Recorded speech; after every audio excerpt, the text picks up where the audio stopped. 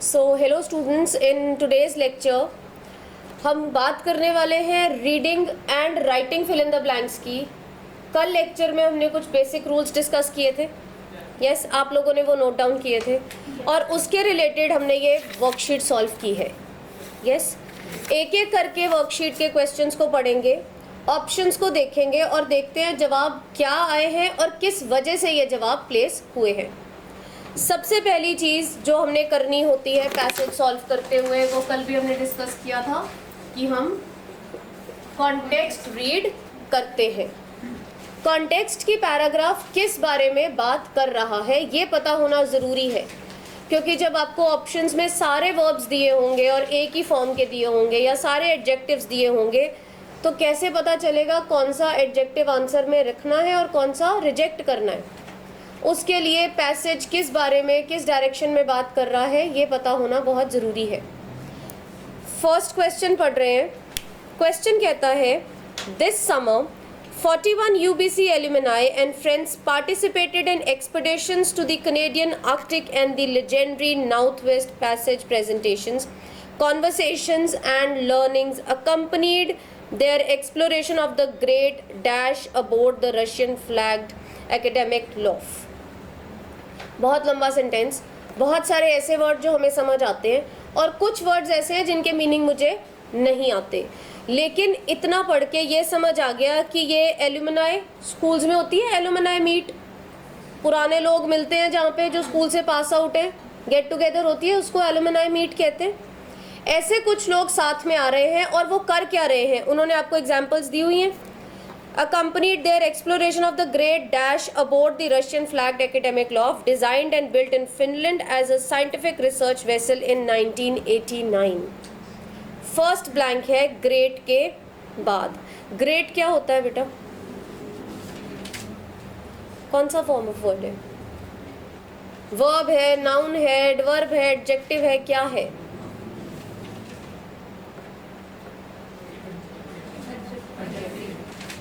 आप महान हैं, यू आर ग्रेट, तो ये आपकी विशेषता बता रहा है। तो यानी ग्रेट वर्ड किसी की विशेषता बताता है। विशेषता बताने वाले अक्षर को क्या बोलते हैं? एडजेक्टिव। तो ब्लैंक से बिल्कुल पहले मेरे पास एडजेक्टिव दिया हुआ है, उसके बाद है डैश और उसके बाद वर्ड है अबोर्ड। चार ऑप्शंस दी हुई हैं। फर्स्ट ऑप्शन क्या है? सेकंड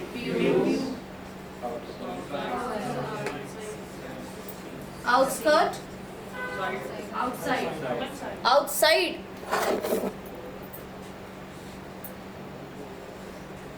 और लास्ट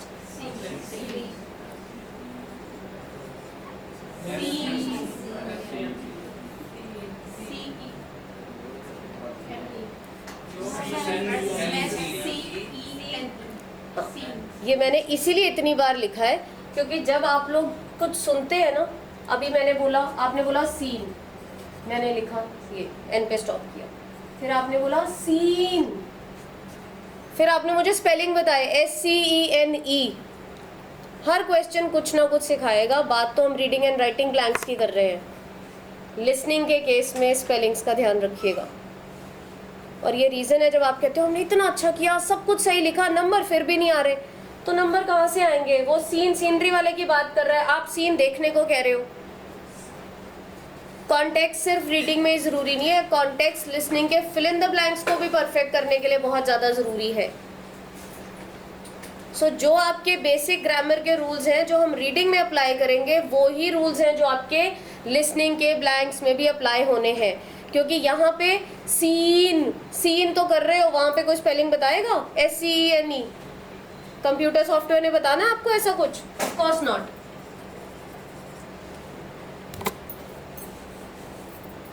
पहला अक्षर था ग्रेट, ग्रेट के बाद है डैश और डैश के बाद लिखा हुआ है अबोर्ड।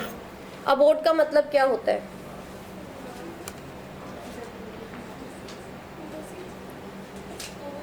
That is abroad. ये अबोर्ड है। शायद कभी अगर फ्लाइट की अटेंडेंस की कभी वो सुनी हो, वेलकम अबोर्ड,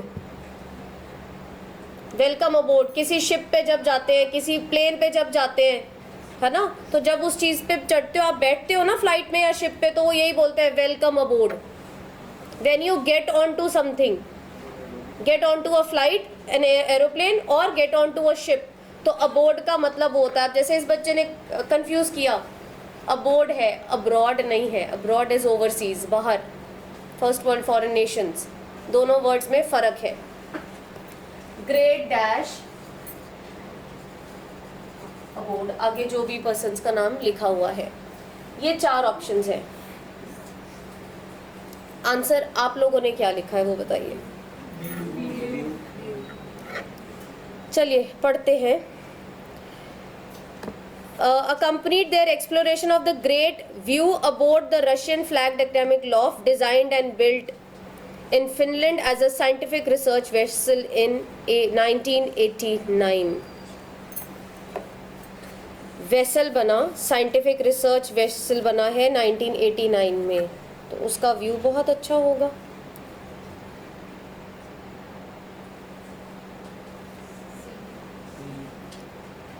चारों ऑप्शंस एक एक करके बोल दीजिए, क्योंकि एक आंसर तो होगा ही।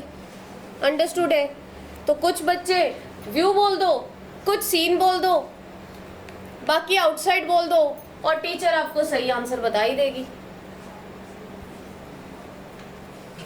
The correct answer out of these 4 options is outdoors। सबसे पहली चीज जो ध्यान रखनी चाहिए थी, एडजेक्टिव प्रेपोजिशन है ये। गेट ऑन टू समथिंग, जैसे in, on, on to, in to होता है ना, वैसे ही अबोर्ड है, प्रेपोजिशन है। एडजेक्टिव के बाद नाउन ऑलरेडी प्लेस्ड है, Russian flagged academic loft, noun उसके बाद लिखा है, तो नाउन रिपीट नहीं होगा। This place was for an adverb। यहाँ पे outdoors words adverb की तरह यूज हुआ है। सेंटेंस एक बार और ध्यान से पढ़ लो। Conversations and learning accompanied their exploration। exploration क्या होता है? किसी चीज को एक्सप्लोर करना, ढूंढना, देखना। Of the great outdoors aboard the Russian flagged academic loft designed and built in Finland as a scientific research vessel in 1989। आगे कहता है her bridge was open to passengers। her bridge was open to passengers। her bridge किसका bridge है? ये vessel का, जो उन्होंने सन 1989 में बनाई है। virtually 24 hours a day। Experts on dash presented on topics. 4 options हैं, board, boat, ship, aboard.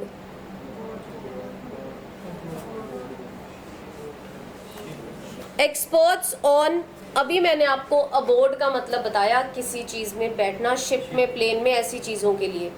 Experts on, बैठेंगे किसी चीज पे, ऑन के साथ किसी चीज के बैठने का मतलब फिट हो रहा है।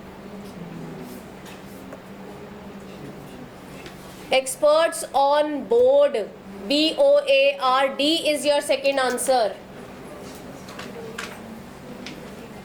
जैसे आप बोलते हो सेंट्रल बोर्ड, स्कूल का ये बोर्ड है ना, CBSE के बोर्ड का चेयरमैन ये है, तो बोर्ड क्या होता है? कम्युनिटी, एक ऑर्गेनाइजेशन। तो यहाँ पे एक्सपर्ट्स की जो ऑर्गेनाइजेशन है उसी का दूसरा टर्म यूज किया हुआ है, बोर्ड। आपके लिए नया वर्ड नहीं है, इतना कंफ्यूज मत होइए। वर्ड्स को रिलेट करो उन जगहों से जहां ऑलरेडी ये अक्षर सुने हुए हैं। किसने नहीं सुना हुआ सेंट्रल बोर्ड वर्ड? हर बच्चे ने सुना है, क्योंकि हर बच्चे ने +2 तो कर ही ली हुई है, सुना हुआ है ना। Board is an organisation of people, जो उस चीज में है उनको सब कहते हैं बोर्ड। आंसर सेकंड है board. Experts on board presented on topics including climate change, wildlife, Inuit culture and history, and early European explorers। UBC professor Michael Byers presented on the issue of Arctic sovereignty, a dash cause of debate। 4 words हैं, slight, growing, disappearing। 4 options है, slight, growing, disappearing, और 4th क्या है? Tiny. जब हम शुरू में कहते हैं कि कॉन्टेक्स्ट पढ़ो, तो वो इसलिए ज़रूरी है क्योंकि बेटा अब कोई प्रॉब्लम है तभी उस पर बातचीत होगी। यही कह रहा है ना वो, डिबेट हो रही है, बातचीत हो रही है, बहस हो रही है, डिबेट। कुछ लोग कुछ कह रहे हैं, कुछ कह रहे हैं, यही होता है debate. Yes, for the motion, against the motion बोलते हैं कुछ लोग। डिबेट किन चीज़ों पे होती है? जिनकी कोई ज़रूरत हो, जो टॉपिक्स इंपॉर्टेंट हो। अगर ये टॉपिक डिसअपियरिंग होते और टाइनी होते तो इनके बारे में डिबेट होती, क्योंकि ये दोनों तो टर्म्स ही डिबेट के साथ मैच नहीं हो रही है।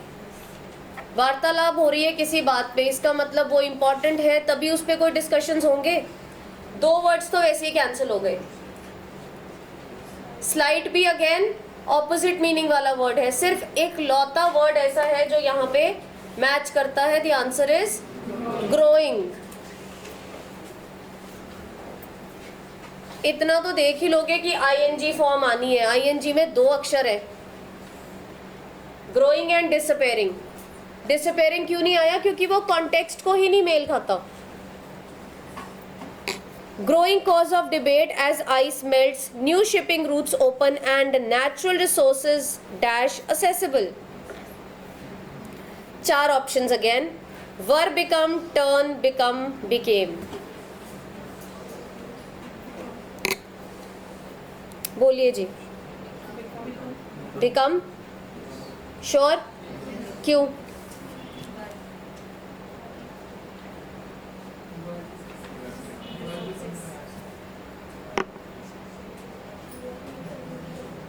वर बिकम आ सकता है।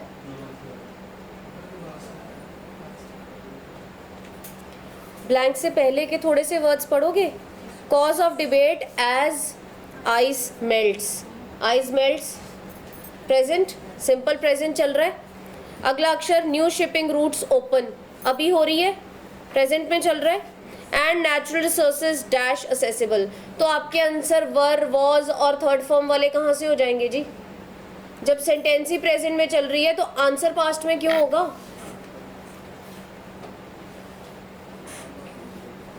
क्या आएगा आंसर? Become accessible. असेसेबल मतलब विद इन द रीच, जो हमारी रीच के अंदर है। First 4 blanks clear? Next passage पे आइए। Come to the third paragraph. चलो थर्ड पैसेज पे आओ। Question number 3।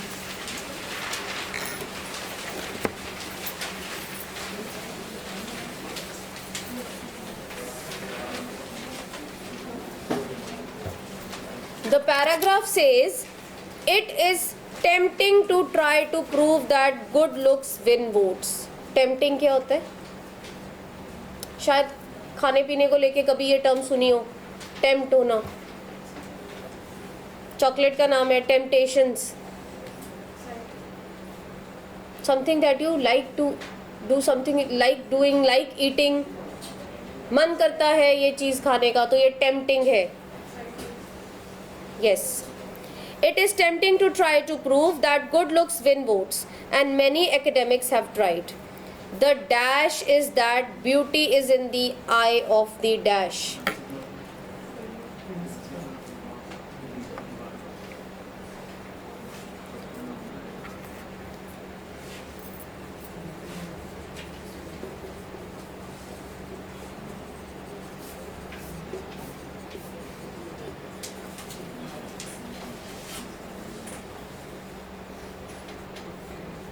यही सेंटेंस है। आर्टिकल लगा हुआ है, आर्टिकल है ना ये। आर्टिकल के बाद क्या वर्ड आता है? नाउन आता है। इतना सबको पता है, नाउन आता है। हाँ, नॉट नेसेसरी, नाउन आएगा। 4 वर्ड दिए हुए हैं ऑप्शन में। Principle, idea, difficulty, concept. कौन सा लगता है आपको आंसर होगा? जो आप कहेंगे मैं आज वही फिट करूंगी और आगे देखेंगे वो गलत क्यों है। द प्रिंसिपल, मतलब मैंने सही कहा था कि आगे देखेंगे ये गलत क्यों है, क्योंकि ये गलत है। अब देखते हैं कैसे पता चलेगा क्यों आया ये गलत। The principle is that beauty is in the eye of the. जो कॉलोकेशंस और फिक्स्ड फ्रेजेस है ना, उन लिस्ट्स को कभी कभी टेलीग्राम से ओपन करके थोड़ा सा पढ़ लो। ज़्यादा नहीं, क्योंकि ज़्यादा में प्रॉब्लम हो जाएगी आपको। थोड़ा सा पढ़ लें, प्रॉब्लम ना हो। इतना कॉमन फ्रेज है, beauty is in the eye of the beholder, सुंदरता देखने वालों की नजरों में होनी चाहिए तो सारी दुनिया अच्छी लगेगी। अब अगर ये फ्रेजेस कभी भी नहीं सुने होंगे तो ऑप्शंस को देख के सोचते रहोगे कि क्या आंसर आना चाहिए। फिक्स्ड आंसर था ये, कोई इसमें आपको दिमाग लगाने की ज़रूरत नहीं थी। ओनली एंड ओनली अगर आपने कभी कॉमन सेंस और अवेयरनेस से रीड किया होगा तो ये आता ही होगा। Beauty is in the eye of the beholder. आगे क्या कहता है? And you cannot behold a politicians face without a well of extraneous prejudice getting in the way. अब वो इस सुंदरता को एक पॉलिटिशियन के चेहरे के साथ कंपेयर कर रहा है। क्या कहता है? वेल, वेल क्या होता है जी? पर्दा, VEIL, वेल, पर्दा, to cover up your face. Veil of extraneous prejudice, prejudice क्या होते हैं? पहले के फिक्स्ड नोशंस। अगर मुझे लगता है कि ये बच्चा शरारती है तो मेरा प्रेजुडिस है ये शरारती है, चाहे कितना भी पढ़ता हो। I am prejudice towards him, मैंने पहले ही सोच रखा है। और उसने यहाँ किसके चेहरे की बात की है? पॉलिटिकल फेसेस की बात की है। जो मेजॉरिटी सबके दिमाग में इमेज ही ऑलरेडी प्रेजुडिस है कि नेगेटिव ही होगी। Extraneous prejudice getting in the way, वो कहता है कि किसी पॉलिटिशियन के बारे में आप बिना प्री कंसीव्ड नोशंस के बगैर डिस्कशन कर ही नहीं सकते। जो आपके पुराने विचार हैं वो रास्ते में आएंगे ही आएंगे। क्या प्री कंसीव्ड नोशंस रखना अच्छी चीज़ है? अपनी समझ से बताइए। आप कितने भी अच्छे हो, मुझे लग रहा है आप अच्छे नहीं हो, तो क्या मेरा ऐसा लगना सही है? बिना बेस के कोई भी चीज़ लगना तो सही नहीं है, नहीं ना। यहाँ पे आपका आंसर था तो प्रिंसिपल इज दैट, इसका मतलब ये प्रिंसिपल तो है ही नहीं। प्रिंसिपल क्या होते हैं? जो फिक्स्ड नोशंस होते हैं, किसी आधार पे बेस्ड है। इसका तो कोई आधार है नहीं, ये तो मुझे लग रहा है। अब नेक्स्ट गेस वर्क पे आओ, क्योंकि शायद नेक्स्ट भी गलत ही हो। लेट्स सी, बोलो।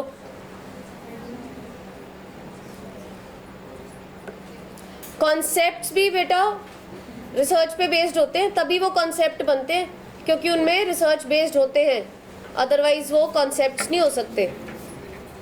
तो प्रिंसिपल के बाद कॉन्सेप्ट तो सोचना भी नहीं। The difficulty is that, the answer is difficulty. वो कहता है मुश्किल ये है कि जब भी हम कुछ देखते हैं तो अपने दिमाग में पुरानी सोच के हिसाब से ही चीज़ों को देखते हैं, जबकि हमको फैक्ट्स पे देखना चाहिए, ना कि अपनी सोच और समझ पे और अपनी पसंद पे। So the answer here is the difficulty is that, the difficulty is that, noun है डिफिकल्टी, आर्टिकल था उसके बाद नाउन प्लेस किया, अगेन आर्टिकल था उसके बाद नाउन प्लेस किया, बिहोल्डर, देखने वाले की नजरें। नेक्स्ट आ जाइए। Does George Bush poses a disarming grin or a fictitious smirk is the answer. Smirk क्या होता है? चालाकी वाली हंसी, ठीक है, जब आप कनिंगली किसी चीज पे स्माइल करते हैं, स्मर्क। ये आपका वर्ब है, फेसिटिश इज योर नाउन, उसके बाद डैश था, वर्ब की जगह खाली थी। 4 ऑप्शंस थे, स्मेल, कॉम्प्लेक्शन, स्मर्क और बिंज। बिंज का मतलब पता है? इतना सोशल मीडिया यूज करते हो, कभी वर्ड कभी नहीं सुना बिंज? नहीं? शिल्पा शेट्टी का आता नहीं है संडे बिंज, जिसमें वो बहुत सारी स्वीट्स अलग अलग ट्राई करती है and she calls it the Sunday binge. हाँ, देखी हुई है ना। तो वही अक्षर आपने कहीं ना कहीं सभी सुने हुए हैं, बस देख के एक्टिविटी है रोज की, 15-20 minutes on study and 200 minutes on Instagram. Sunday binge, binge is when you hop on to something, कोई चीज को कंज्यूम करना। यहाँ पे तो किसी चीज की ऐसी कंज्यूम करने की बात ही नहीं हो रही है, कुछ खाने पीने की तो बात हो ही नहीं रही। वो किसी पर्सन की बात कर रहा है, कह रहा है does George Bush, George Bush is a person, poses a disarming grin, क्या उसके चेहरे पे एक डिसआर्मिंग ग्रिन है, उसके एक्सप्रेशंस नेगेटिव है, या फिर उसके फेस पे एक उसके फेस पे देखो स्मेल भी नहीं हो सकती, आपको ऑप्शन में दिया हुआ है स्मेल। फेस पे कॉम्प्लेक्शन का भी कोई बात नहीं हो रही, यहाँ पे सोच और विचार की बात हो रही है, तो स्मेल रिजेक्ट हो गया, कॉम्प्लेक्शन मीनिंग के हिसाब से रिजेक्ट हो गया। नेक्स्ट आता है स्मर्क और बिंज। स्मर्क आंसर इसलिए हुआ क्योंकि मेरे को आई कंप्लीटली एग्री कि पेपर में कोई मतलब बताने नहीं आएगा, और शायद मुझे स्मर्क का मतलब भी नहीं पता था, पर मेरे को पहले 2 अक्षरों का मतलब तो पता था। स्मेल का मतलब पता है, कॉम्प्लेक्शन का मतलब पता है, जो दोनों मेरे कॉन्टेक्स्ट में मैच नहीं हो रहे थे, कैंसिल हो गई 2 ऑप्शंस, बची गई 2 ऑप्शंस, स्मर्क और बिंज। बिंज मैंने कैसे याद करा, बिंज जो मैंने सोशल मीडिया पे देखा हुआ है शिल्पा शेट्टी से, बिल्कुल जी, अब आपको हमेशा याद रहेगा। To eat something, to hop on to something, to consume something, तो चेहरे पे कंजम्पशन की कोई बात नहीं हो रही, इसलिए वो भी कैंसिल। अब स्मर्क का मीनिंग नहीं भी आता तो जिनके मीनिंग आते थे वो फिट ही नहीं हुए, तो जो बच गया वो आंसर फिट कर दिया। ज़रूरी नहीं है हर बार आप जो चीज़ फिट करोगे उसका मीनिंग आपको पता ही हो।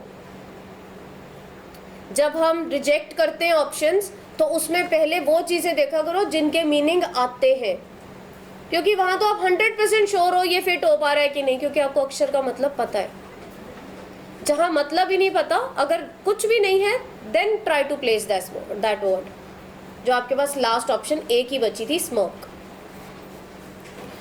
Last line, it's hard to find anyone who can look at the president without assessing him politically. Words पे ध्यान दीजिए, वो कहता है it's hard to find anyone, कोई भी व्यक्ति शायद ही ऐसा मिले, who can look at the president, जो प्रेसिडेंट की तरफ देख पाए, विदाउट असेसिंग हिम पॉलिटिकली, बिना उसको पॉलिटिकली असेस करे, भला बुरा सोचे politically, as well as dash. मैंने 2 बार रिपीट किया sentence, obviously for a reason ही किया होगा। पहली लाइन में वर्ड है it's hard to find anyone who can look मतलब देखना, टर्म्स में कोई देखने से रिलेटेड ऑप्शन दी हुई है, तो बस जी physically is your answer. Adverb की जगह है, सारे एडवर्ब्स दिए हुए हैं, कौन सा एडवर्ब आएगा, कोई 100% कोई तुक्का, कोई गेस वर्क नहीं है इसमें। उसने लिखा हुआ है प्रेसिडेंट की तरफ कोई भी नहीं देखता बिना प्रीसेट नोशंस के, तो देखने का मतलब फिजिकल अपीयरेंस ही हुई ना। देखने का मतलब देखने में कैसे कल्चरली पता चलता है, इम्पॉसिबल है पता चलना। आंसर इज फिजिकली अपीयरेंस, क्योंकि उसने लुक की बात की है पैसेज में। इतना क्लियर है? Yes. For further questions we are going to discuss in the next class. Thank you.